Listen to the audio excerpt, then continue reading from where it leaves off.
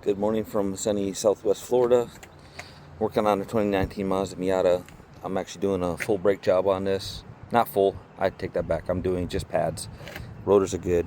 I want to show you guys the rear jacking points and how to disassemble it. Some easy tricks and tips to, put the pads in, squeeze the caliper, piston back in, which is really not squeezing, it's turning. And I'll show you how to do that with a few basic tools.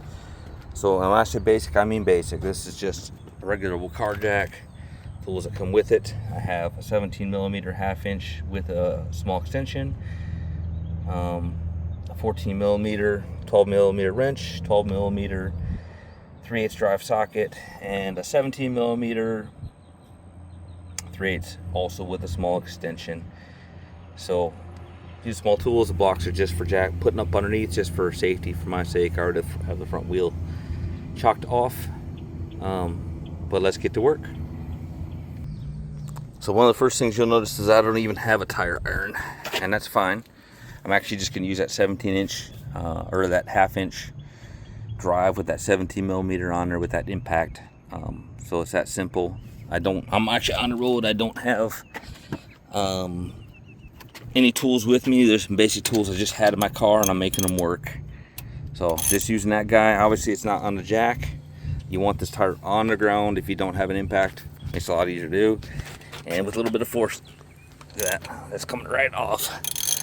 So I'm gonna take all 4 of these off and I'll show you the jack point. Okay, and I mean not take off, I mean just loosen. Do not take your wheel off without it being jacked up. So all 4 of those are loose. We're gonna come up underneath the car. You see I have a little slot in that jack there. It comes with it. On this, there's a small ridge right here. Let's put the jack back in here, jack it up. And these cars are so light. I can literally almost just twist this by hand and lift this car. Look at this. The car's already coming up and I'm just doing it by hand. I'm gonna have to put the tool on it in a second, but you can see that it'll lift it right up. I'm gonna get it where the tire's just off the ground. Block and bracing, I'll be right back. All right, got the jack underneath it. Tire's just off the ground, right? I can spin it. Perfect. That's obviously in gear, that's why it's not turning all the way. Take these the rest of the way off, and then we'll start on the actual brakes. All right, we got the wheel off, sitting right there. Lug nuts here, make sure I don't lose those guys off the side.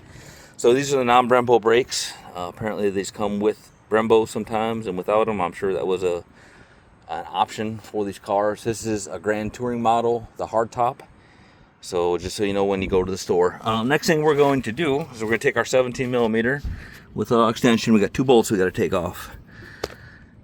One is right here, where my finger's at, right there, and then the one is down below here, and I can't see, right there. We're gonna take those 2 17 millimeters off. There should be the only 2 17 millimeters right here, and our 12 millimeters is gonna be for these 2 guys. When we get these pins out, we're gonna show you that in a second. But let me take these 2 out, and then we're gonna take those off. Actually, we're not gonna take it apart completely. I'm gonna loosen these, take one out completely, the 17 millimeters. I'm gonna leave one on just a little bit loose, and I'm gonna pull these 2 12 millimeters off also, and I'm gonna show you why. Be right back. All right, I apologize. I said 17 millimeter. The bolts, the retaining bolts for the calipers on the front are 17. On the rear, they're 14. So that's why I swapped out. I got a 14 under now. I'm taking them off. Come on, pretty easy. I already got this one. Yep, there we go. And they're tight, but I have just a regular half-inch wrench. You should be able to get them off just with that. No issues. All right, both of these are loose. Bottom one's actually out. I'm loosening this top one, 14 millimeter. I can spin it by hand. I'm gonna take this most of the way out, but without taking it the rest of the way out. What I failed to mention is, so your e-brake right here, this has got a manual e-brake. It's not on, it's off. It is not holding anything. The car is in gear, and it's chalked in the front, right, so it doesn't move. And I also have the other rear tire on the ground. But just wanted to know, don't try to take this thing off here with that e-brake on. You're probably running into a few issues. So 12 millimeter on this guy. We're gonna loosen these guys. We're actually gonna take this apart. I gotta make sure I go the right way, right? So I'm on the driver's side of the car, which means I'm going to pull it this way. And the whole reason I left that one bolt in this caliper, because that gives me some leverage, right? Now I got that guy loose. Without that, you take it off, and you're just going to struggle with it. Another one down here. Do this left-handed so you guys can see. That's just a regular 12mm wrench, nothing fancy. Yep, see how that spun on me? But I got it in there, and it ain't going anywhere. Ooh, that's tight too, which is fine. Well, I'm gonna need 2 hands for this. Apologize, I'm gonna put the camera down, but I'll get this loose, and I'll show you how to take this apart. All right, if you guys haven't seen this trick, I'm gonna show you a little something. So I have my 12mm on there. Circle end on the nut, open end open. I'm gonna take just a little bigger wrench. This is the 5/8 just out of the toolbox. I'm gonna slip this guy right here. See that? Provide myself some leverage. Look at that. I have a lot longer wrench, and instead of struggling, right, use leverage and physics to your advantage. See that? How it came loose? Perfect. So hard with just that short wrench. I more than doubled the length. Science and stuff, you know. But small little trick I learned from an old mechanic. I'm going to proceed to take these apart, and I'll show you kind of what it looks like once it comes apart. Alright, so there's one bolt that came out the bottom side. The top one really loose. Take that the rest of the way out. And what I found, just to be easier, you guys can do it however you want, but to compress this piston back in and also replace the pads, I think it was probably designed this way, not sure, but literally you can, once that's loose, you can pull this and pull your piston caliper right off, right? Now I'm just stuck with that and some pads. Those guys will come off. Well, I have the bolt still back here holding it on there, but you see that slides right off, right? So what I'm gonna do is loosen this guy, pull everything apart, do it real quick so you guys can see what it looks like separated. And you see that's actually built nice, so a lot of the pressure, you guys don't ever want to put pressure on this rubber hose either. That joker gets kinked. It won't allow brake fluid to go back into or come to your piston here, right here. But I've seen one where it gets, you know, worn over years, or I actually kinked one time, and it doesn't allow fluid to go back to the reservoir. Hence your brake hangs up. Hence they start smoking and get hot. It's just a bad day for everybody. The brake pretty much locks up or fades completely. Just not a good day, right? So be careful with these rubber lines when you guys are doing with this stuff. This one's pretty easy because it kind of just hangs here. The front ones are not as easy. I'll probably use something to grab a hold of here and hang it up from the strut up here. But there's some little things I've made mistakes on. Well, that bolt came out, and you guys can see it's obviously loose. That was the other bolt. So here's what holds the pads. Okay, that's how it fits on the car. And here's what your caliper looks like. So this kind of fits up in here like this when it's on the car, right? It goes in there farther. The pads are kind of in the way. And I'm gonna show you guys how to compress this wheel cylinder just using a basic screwdriver. This might be kind of hard to do one-handed. Let's see if I can do this. Set it right there. You guys can kind of see. Basically, all I'm going to do is see that little crosshatch thing in there, right? That joker, so the front ones you just compress. You take a vise or a C-clamp or something and just push them back in with the brake reservoir open. It allows that brake fluid to go back into the reservoir, compresses the cylinder, la-di-da-di, put the new thicker pads in, they fit back over the rotor, end of the day, right? These don't work that way because they have the emergency brake on them. This I have to spin to my right, which would be clockwise, to compress the cylinder back in. So what I'm going to do, I can't do this while I'm holding the camera, but what I'm going to do is I'm going to spin this. You guys can see how far out it is, right? I'm going to spin this all the way down, and that's going to give me room to put the new pads back in, and put this will actually fit back over the top of the rotor. And once I get it back down, I'll show you. I apologize, I can't do it with one hand, but literally it's just, I'm just going to stick this in here. I'm going to apply pressure, And it's tedious a little bit, kind of a pain. They probably make a tool for this that makes it a lot easier. I'm just cheap, and like I said, I'm on the road, just using the tools I have and showing you guys that you can actually do this. Not that you would need to change your brake pads on the road. I'm doing this for my daughter. But here it is, and I'll show you in a second what it looks like once it's compressed. Be right back. All right, we're back. So we've given her about, I don't know, I didn't count, maybe 5 or 6 full revolutions, maybe more, maybe less. But there it is. You can obviously see that it's sitting down now, right? Whereas it was up before. So that's going to allow us to put everything back together. So what we're going to do is, while this is off, while this is apart, I'm going to take out these old pads, and I don't have my new pads over here. But I have to go grab them real quick.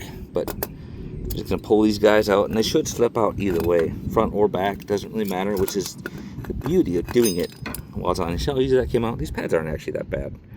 They're not in terrible shape. But while I'm doing it, I'm going to just do it and be done with it. Second pad coming out. Maybe, kind of, sort of. Yep, there it is. This one's got the squealer on it. This is the driver's side, got the squealer on it. And that's what we'll put the squealer back on this side. And obviously that was sitting here, right next to where the things are at.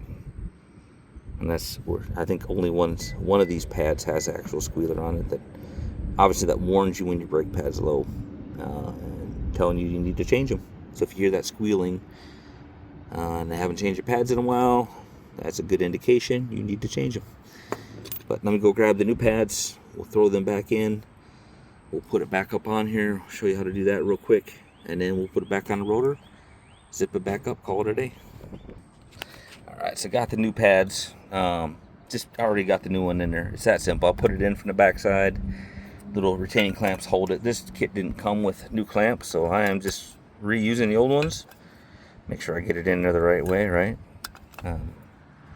Just kind of slide it in here. Oops. Again, I'm doing this one-handed. I apologize. This may be easier if I come down.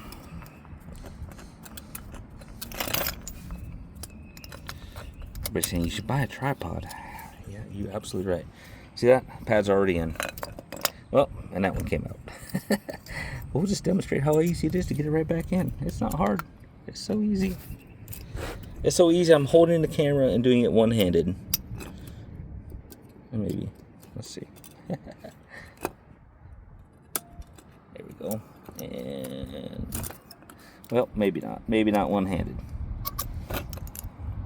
Oh, so close. But anyway, I'm going to put that one back in, and then we'll put it back in. There it is. See, look at that. I just needed my right hand to do it.